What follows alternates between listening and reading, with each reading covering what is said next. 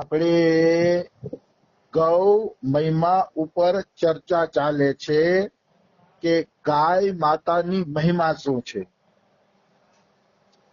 ગાય માતાની મહિમામાં આગળ વધીએ તો મહાભારતના આશ્વમેઘિક પર્વમાં એવું કીધું છે કે રાજન, બળદિયાઓ જગતના પિતા સમજવા જોઈએ, કારણ કે બળદો ખેતી કરીને આખા જગતનું પાલન પોષણ કરે છે, એટલે બળદને જગતના પિતા ગણવામાં આવ્યા છે. કારણ કે પેલા ખેતી બળદિયાથી થતી, ટ્રેક્ટર નહોતા, એટલે બળદને મહાભારતના જમાનામાં બળદને પિતા ગણવામાં આવતા હતા. અને ગાય આખા સંસારની માતા છે. એટલે એવું લખ્યું છે કે આ બંનેની પૂજા કરવાથી સંપૂર્ણ પિતૃઓની અને દેવતાઓની પૂજા કરવાનું ફળ મળે છે. મતલબ ઘણા લોકો કહેતા હોય ને કે તમને પિતૃ નડે છે ને પિતૃ આડા આવે છે ને આ કરે છે ને, ખરેખર જો પિતૃ નડતા હોય ને તો તમારે ગાય અને બળદની પૂજા કરી લેવી જોઈએ. ગાય અને બળદની પૂજા કરવામાં આવે, એને ઘાસ ખવડાવવામાં આવે તો તમામ પિતૃઓની મુક્તિ થઈ જાય છે. કોઈ પિતૃ નડતા નથી અને બધાય પિતૃઓનું સેવા કરવાનું ફળ તમને મળી જાય છે. પદ્મ પુરાણની અંદર એક કથા આવે છે, એક ઋષિ મુનિના પિતાની તિથિ આવી, પણ એ ઋષિ મુનિ પાસે પિતાની તિથિ ઉજવવા માટે છે ને કઈ હતું નહીં. પિતાની તિથિ તો એને ઉજવવી હતી, પણ એ તિથિ ઉજવવા માટે પૈસા નહોતા. એટલે એને એક બીજા સંતને પૂછ્યું કે મારા પિતાની તિથિ આવી ગઈ છે અને મારી પાસે પૈસા નથી, તો મારે પિતૃનું શ્રાદ્ધ કઈ રીતે કરવું. ત્યારે સંતે જવાબ આપ્યો કે આ દોરડું ને દાંતરડું લઈ જા, જંગલમાં જઈ અને ઘાસનો ભારો લઈ આવ, અને ઘાસનો ભારો એક ગાયને ખવડાવી દે, તારા પિતૃઓના બધા બ્રાહ્મણો જમવાનું પુણ્ય મળી જશે. આ પદ્મ પુરાણની સત્ય કથા છે. આવી વસ્તુ છે.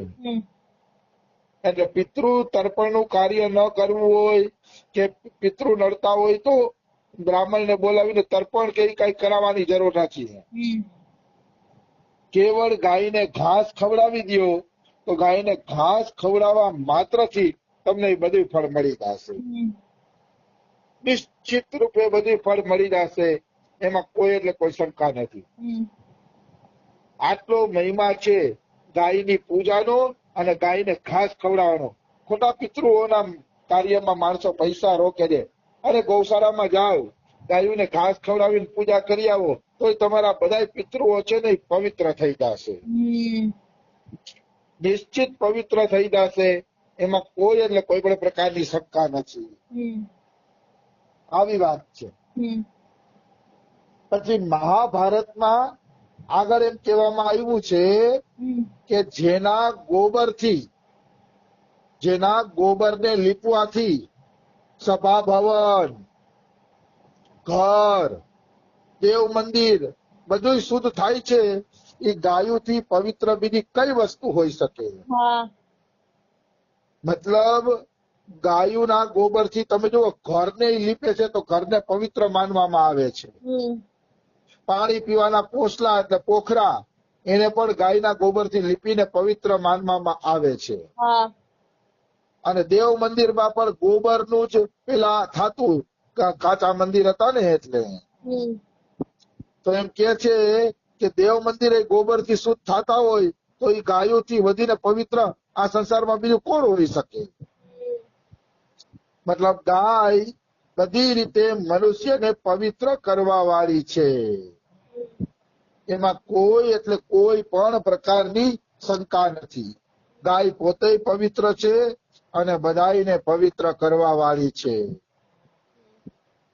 પછી આગળ કહે છે કે મહાભારત નહીં, બૃહત પરાશર સ્મૃતિમાં કહે છે ગાયોનું સદા દાન કરવું જોઈએ, સદા ગાયોની રક્ષા કરવી જોઈએ અને સદા ગાયોનું પાલન પોષણ કરવું જોઈએ. આમ કરવાથી ગાય તમારું પાલન પોષણ કરશે, ગાય તમારી રક્ષા કરશે. હા. આ બૃહદ પરાશર સ્મૃતિનો શ્લોક છે. માનો ગાયનું દાન ન કરી શકીએ, ગાય માનો 20-25 હજારની આવતી હોય તો ગાયનું દાન ન કરી શકીએ, તો હું તો ગાયના દાન કરતા ઉત્તમ ઈ માનું છું કે ગાયને ઘાસ ખવડાવવામાં આવે. ગાયનું દાન તો કરી દીધું, પછી દાન કરવા વાળો બ્રાહ્મણ એ ગાયનું હરખું પાલન પોષણ ન કરે તો ઉલટાનું આપણે દુઃખ થાય.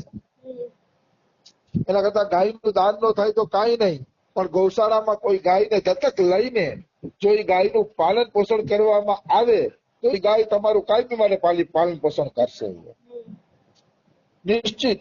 એમાં કોઈ એટલે કોઈ પણ પ્રકારની શંકા નથી. એટલે હંમેશા પ્રયત્ન કરી અને ગાયનું પાલન પોષણ કરવું જોઈએ. એમાં કોઈ એટલે કોઈ પણ પ્રકારની શંકા નથી. હવે શ્લોક આવે છે, ગાય સંપૂર્ણ પાપોનો નાશ કરવા વાળી છે. આપણા જેટલા કોઈ પાપ થઈ ગયા હોય છે એ બધા પાપોનો નાશ કરવા વાળી ગાય છે. મહાભારતના અનુશાસન પર્વની અંદર આવે છે કે વીર નરેશ ગાયોને નામ અને ગુણોના કીર્તન તથા શ્રવણ કરવાથી અને ગાયોનું દાન દેવાથી, ગાયોના દર્શન કરવાથી ગાય સંપૂર્ણ પાપોનો નાશ કરે છે. મતલબ ગાયનું નામ લેવાથી, સુરભી છે, કામધેનુ છે, એ ગાયોના નામ છે. તો એ ગાયોનું નામ લેવાથી સંપૂર્ણ પાપોનો નાશ થાય છે ને કલ્યાણની પ્રાપ્તિ થાય છે. કલ્યાણની પ્રાપ્તિ એટલે ભગવાનમાં પ્રેમ વધે છે. મતલબ ભગવાનના નામથી જેમ પાપ નાશ થાય છે એમ ગાયોના નામથી પણ પાપ નાશ થાય છે. કારણ કે ગાય ભગવાનની પ્રિય છે. એટલે ગાયોના નામ સુરભી છે, કામધેનુ છે, એનું સ્મરણ થાય તો કઈ ખોટું નથી. પણ એટલું જરૂર કહીશ કે ગાયની સેવા કૃષ્ણ પ્રેમ પ્રાપ્તિ માટે જ કરવી જોઈએ. ભલે તમારી મનોકામના હોય તો ગાય પૂરી કરશે, એવું નહીં કે પૂરી નહીં કરે, પણ આપણે બને ત્યાં સુધી કૃષ્ણ પ્રેમનું લક્ષ્ય રાખવું, એટલે આપણે ઝડપથી ભગવાન પાસે પહોંચી જઈએ. તો ગાયોનું નામ અને એના ગુણોનું કીર્તન, ગાયોના ગુણોનું કીર્તન પણ ભવસાગર પાર કરે છે. તો ગાયના ગુણોનું કીર્તન એટલે શું? તો ગાયોના ગુણોનું કીર્તન એટલે હમણાં જે મેં પદ્મપુરાણની વાત કરી કે ગાયોને ઘાસ ખવડાવવાથી એનું પિતૃ કાર્ય થઈ ગયું. તો આ શું છે? ગાયોના ગુણોનું કીર્તન છે. આવી ગાયોના ગુણોનું કીર્તન ગાવાથી પણ મનુષ્યના તમામ પાપો નષ્ટ થઈ જાય છે. એમાં કોઈ એટલે કોઈ શંકા નથી. તો ગાયોના ગુણ કીર્તનમાં એક નાનકડી કથા મહાભારતની હું તમને સંભળાવું. મહાભારતમાં કથા આવે છે કે 3-4 માછીમારો માછલી મારવા માટે નદીએ ગયા. મીઠા પાણીની નદી હતી. એ મીઠા પાણીની નદીમાં એ માછલી મારવા માટે ગયા માછીમારો. તો માછલીની ઝાડ નાખી ને તો એ માછલીની અંદર છે ને ચ્યવન ઋષિ ફસાઈ ગયા. ચ્યવન ઋષિ પાણીની અંદર ભજન કરતા હતા અને એટલા વર્ષો સુધી એને પાણીમાં ભજન કર્યું હતું ને કે કાચબા, મછલા, મગર બધાને ચ્યવન ઋષિ પોતાના ભાઈબંધ જેવા લાગતા હતા. એટલે કાચબા, મછલા ને બધા ચ્યવન ઋષિની આસપાસ છે ને ફૈરે રાખે, કારણ કે કોઈ પ્રાણીને ચ્યવન ઋષિથી ડર નતો લાગતો. એટલે ચ્યવન ઋષિની આસપાસ એ બધા ફૈરે રાખતા હતા. તો એ બધા પ્રાણી ફેરે રાખતા હતા ને તો આ માછીમારોએ ઝાડ નાખી ને તો માછલા સાથે ચ્યવન ઋષિ ફસાઈ ગયા. એટલે માછીમારોને એમ થયું કે આજે કોક છે ને મોટી માછલી પકડાઈ ગઈ છે. આજ તો આપણી ઝાડમાં કોઈ મોટી માછલી આવી ગઈ છે એમ વિચારીને એને ઝાડ બારે કાઢી તો માછલા સાથે ચ્યવન ઋષિ હતા. ચ્યવન ઋષિને જોઈને આ તો ડરી ગયા, ત્યારે આ તો કોઈ મહાપુરુષ પકડાઈ ગયા છે. અને મહાપુરુષને અપરાધ બહુ મોટો ખતરનાક કહેવાય તો ઓલા ડરવા માંડ્યા. અને એમાં ઓલા માટલા જે પકડાયેલા હતા ને એ તો 2-5 મિનિટમાં બધા મરી ગયા.